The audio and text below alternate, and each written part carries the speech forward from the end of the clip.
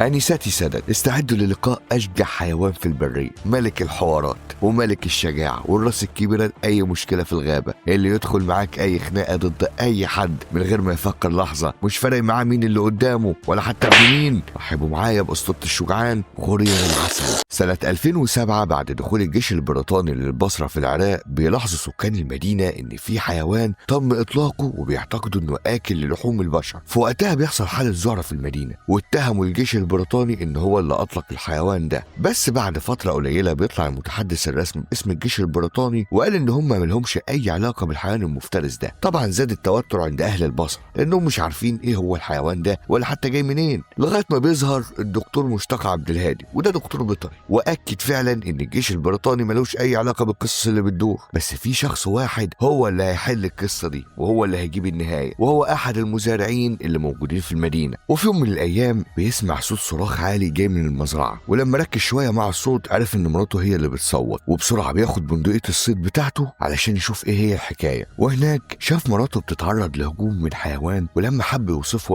قال إن هو في جسم الكلب وراسه شبيهة براس القرد. بعد مرور الوقت بتكتشف كل التحريات إن الحيوان اللي عامل قلق في المدينة ده كله هو غورير العسل. طبعا انت دلوقتي مستغرب وبتقول لي انتوا كبرتوا الموضوع قوي يا جماعه، بصراحه يعني ده حيوان ده بتاع قد كده، هش هش هش هيجري. انا عايز اقول لك انت لو راجل روح اقف قدامه وقول له هش. بص يا ريس، حته الكائن ده اللي ما يتعداش ال 16 كيلو ولا حتى 77 سم، ده عامل قلق ومشاكل في الغابه مع الاسود، ده بيخش خناقات مع الاسود بصوره مباشره، يعني مش بيواجه ويجري، لا ده بيخش يتخانق. خد المفاجاه الاكبر بقى، سم التعابين ما بيأثرش فيه بتاتا، ولما يحب ياكل وجبه خفيفه بيسرق اشبال الاسود، ولو في اي حيوان راجل يروح يقرب من حد من عياله. غورير العسل بقى يعتبر من سلاله بني عرس، اللي هي عرس، عشان انت فاهم بقى. الحيوان ده شديد الذكاء بشكل انت عمرك ما هتتخيله. بعض العلماء قرروا انهم يربوا 2 من غورير العسل علشان يتم دراستهم ودراسه السلوك بتاعتهم. المهم وضعوهم في حظيره صغيره وعليها باب حديد.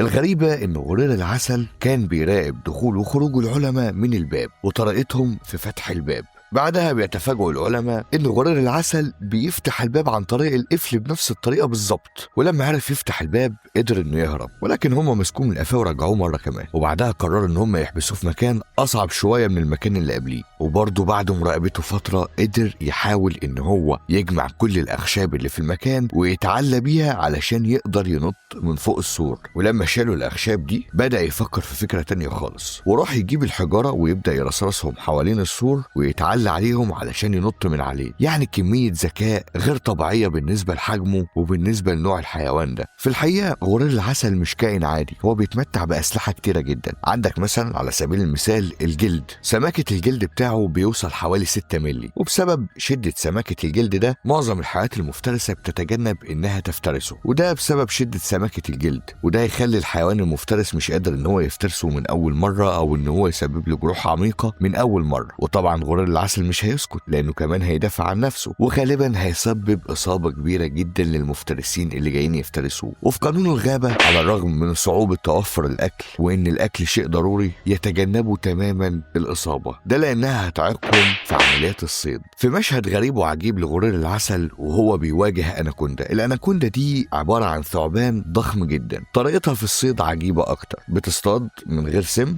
لانها ما عندهاش اي نوع من انواع السموم، فبتضطر ان هي تقبض على الفريسه وتحاول تعصرها. قبضت على غورير العسل وحاولت تعصره، وفي مشهد غريب خالص بيظهر ثعلبين فجاه بيهاجموا افعى اناكوندا وهي بتعصر غورير العسل وبينقذوه منها. مش يلم الموضوع بقى ويسكت ويحمد ربنا على الموقف ده، لا بالعكس بيقوم يواجه برضه افعى اناكوندا مع الثعلبين. والغريبه انه قدر يتغلب على الثعلبين ويقتل الاناكوندا وياخدها عافيه منهم، واللي مش عاجبه يشد حواجبه. فعلا الكائن ده عنده جرأة مش طبيعيه، وده اللي مخليه صامت كل ملايين السنين دي على الارض، على الرغم ان حجمه صغير ولكن شراسته اكبر من حجمه اضعاف. على سبيل المثال مرة تانية في رحلة من رحلاته، لأن هو أصلا متميز جدا في الصيد بالليل، بيلاحظ وجود أفعى من أفاعي السامة جدا بيبدأ بكل بساطة إنه يهاجمها لأنها وجبة لذيذة بالنسبة له، وبعد صراع طويل مع الأفعى بتقدر إنها تتملك منه وتغرز أنيابها فيه وتسمه بجرعة كبيرة جدا من السم. من حظها السيء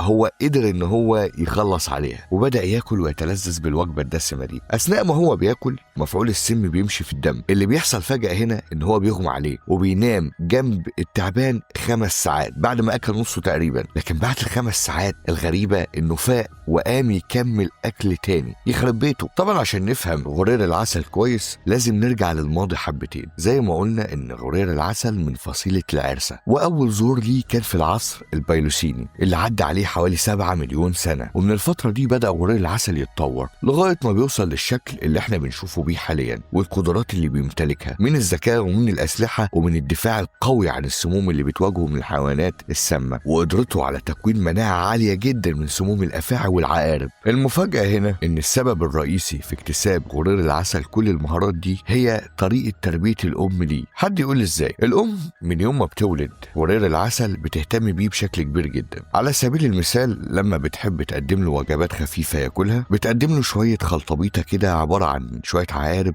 على شوية تعابين بالسميات بتاعتهم. هنا بقى غرير العسل بنفهم إن هو بيتولد ما عندوش مناعة من السم، لا هو بيكتسبها منذ الطفولة، ومن هنا جسمه بيبدأ يكتسب مناعة كبيرة جدا تجاه السموم، لأن المناعة بتتعرف على أنواع السموم دي ولما بتكتشف دخولها للجسم مرة تانية بتقدر تتخلص منها بنسبة كبيرة جدا. أما لو هنتكلم عن الحاجة اللي هو مكتسبها منذ الطفولة أو ما اتطورتش تقريبا هي شجاعته. من وقت بداية ظهور غرير العسل وهو بنفس الشخصية تماما. سبب جرأته بالتحديد يعني هو وعيه وإدراكه الكامل للمواقف اللي بيمر بيها بسبب نسبة ذكائه العالية. على سبيل المثال من أكتر أساليب الدفاع اللي بيستخدمها هي إخراج ريحة كريهة جدا من مؤخرته، وده سوري يعني الريحة دي مفيش أي حيوان بيقدر يتحملها، لذلك معظم الحيوانات المفترسة هي عندها علم بالموضوع ده فبتتجنب تماما الريحة بالكائن ده بمشاكله بقرفه بكل حاجة. زمان في الماضي حتى العرب كانوا عارفين إن غرير العسل ده من أنتن الحيوانات اللي ممكن تخرج ريحة قذرة جدا من مؤخرتها، فكتبوا بيت شعر لذيذ قوي عنه يعني أحب أشاركه معاكم. يعني قال إيه بقى في بيت الشعر ده؟ اسمع بقى: وفس بينهما الزربان لأنه إذا فست في ثوب لا تذهب رائحته حتى يبلى. يا سلام يا سلام على الحكم،